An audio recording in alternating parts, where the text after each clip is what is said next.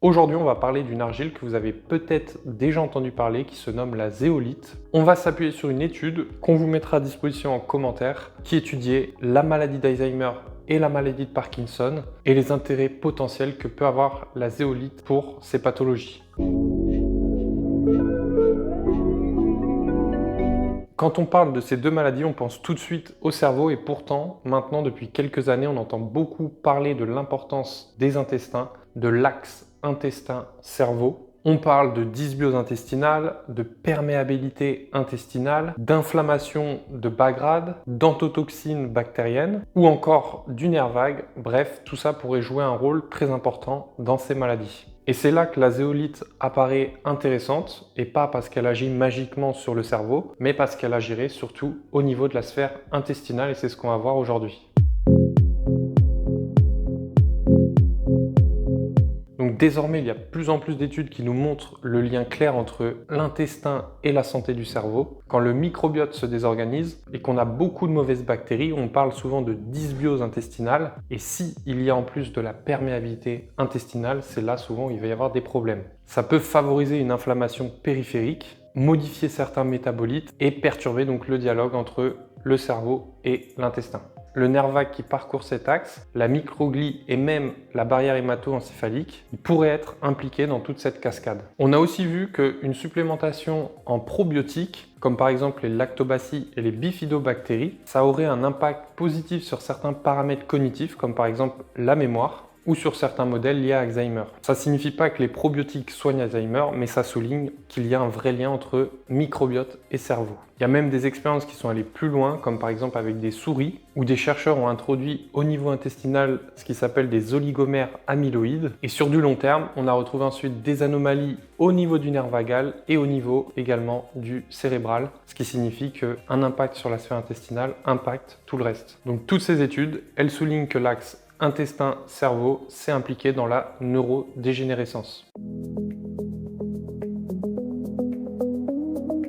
Si les chercheurs ils se sont intéressés à la zéolite, c'est qu'on partait pas de zéro. C'est une argile qui était déjà utilisée, par exemple, dans le traitement des eaux qui sont polluées, qui va être aussi utilisée dans de l'élevage et même dans la gestion de certains polluants. On sait qu'elle a une vraie activité physico-chimique, un peu comme on vous l'explique souvent avec la montmorillonite. Elle a cette capacité à attirer donc des ions négatifs et à les remplacer par des minéraux qu'elle possède dans sa structure. Et dans le cadre intestinal, il y a des études qui montrent qu'elle peut influencer donc le microbiote. Chez les animaux, on observe par exemple une baisse des bactéries E. coli et une augmentation de bonnes bactéries qu'on nomme les Lactobacillus acidophilus. Et il y a d'autres études qui montrent une baisse de ce qu'on appelle les protéobactéries qui sont souvent impliquées justement dans la dysbiose intestinale. Et chez l'humain, on a pu voir une augmentation de bonnes bactéries, à nouveau des lactobacilles et des bifidobactéries. Maintenant, ce n'est pas des résultats qui sont encore assez conséquents pour qu'on se penche encore plus sur la question. Et un autre point qui a été intéressant et obtenu grâce à des études avec de la zéolite, cette fois-ci ce n'est pas sur le microbiote mais sur la barrière intestinale, on a pu voir des effets bénéfiques sur la zonuline et qui renseignent justement sur l'état de la barrière intestinale.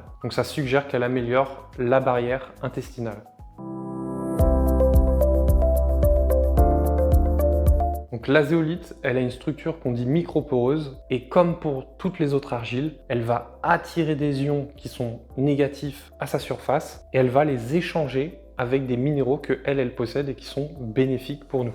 Elle a montré par exemple qu'elle attire fortement tout ce qui est ammonium, qui est souvent impliqué dans des perturbations digestives. Très souvent, c'est lié souvent à des régimes très riches en protéines. Elle a montré dans certains contextes qu'elle peut diminuer les nitrites et les nitrates. Donc ça, c'est très intéressant, on en retrouve beaucoup dans notre alimentation. Elle a aussi été étudiée pour sa capacité à attirer des mycotoxines. On en avait déjà un peu parlé sur la chaîne, comme par exemple les aflatoxines, qui sont reconnues cancérigènes par l'OMS et qu'on retrouve parfois donc, dans tout ce qui va être des fruits secs qui sont un peu périmés. Elle a montré qu'elle attire aussi certains pesticides ou d'autres composés toxiques, donc ça on sait qu'on en retrouve partout. Et enfin, des affinités également à attirer tout ce qui va être les métaux lourds, notamment chez des souris qui étaient intoxiquées au plomb, où elle a fait diminuer drastiquement les taux de plomb chez ces souris. Et dans d'autres études, encore une fois chez des animaux, on a observé une baisse de marqueurs d'inflammation dans l'intestin, comme par exemple le TNF-alpha dont on a déjà parlé. Donc à ce niveau-là, elle agit aussi sur l'inflammation. Et dans des études où on a observé des taux d'IgA ou encore des lymphocytes B, on en a conclu qu'elle avait des vertus également immunostimulantes. Donc c'est quand même une argile qui peut être très intéressante. Donc tous ces résultats, on les obtient avec une argile zéolite et plus particulièrement la clinoptilolite. Donc ces résultats, ils ne sont pas là pour dire que l'argile zéolite va soigner Alzheimer ou Parkinson, mais ça nous montre quand même que les minéraux argileux, ils ont des vraies propriétés, il y a des phénomènes physico-chimiques qui se passent, et c'est pas simplement une poudre magique et mystique, l'argile a des vraies vertus pour l'humain. En attendant, chez Antheos, c'est toujours une variété montmorillonite qu'on met en avant. Pour tout ce qui va être les cataplasmes, si par exemple vous avez des douleurs au genou, comme par exemple de l'arthrose, ça peut vous apporter du confort articulaire. On peut l'utiliser bien sûr sur d'autres endroits du corps, comme par exemple le coude. Vous pouvez aussi par exemple faire des bains de pied à l'argile verte, souvent appréciés parce qu'ils relancent la circulation sanguine. Donc n'hésitez pas à faire un tour sur la chaîne YouTube, vous allez trouver une playlist qui parle un peu plus de la théorie sur l'argile et une playlist où vous aurez vraiment tout ce qui est pratique avec les cataplasmes sur différentes parties du corps. Vous avez aussi le guide Antheos qui fait à peu près 20 pages, qui est gratuit et disponible en commentaire, dans lequel on vous rappelle les choses importantes à respecter quand on utilise de l'argile pour un cataplasme efficace ou un bain de pied efficace. En ce moment, il y a une offre spéciale avec 2 sachets d'argile achetés, vous avez un couteau en bois d'olivier offert. Et pour 3 sachets ou plus, vous avez la cuillère en bois d'olivier qui est offerte. Donc on vous souhaite d'excellents soins d'argile et on vous dit donc à très bientôt avec Antheos.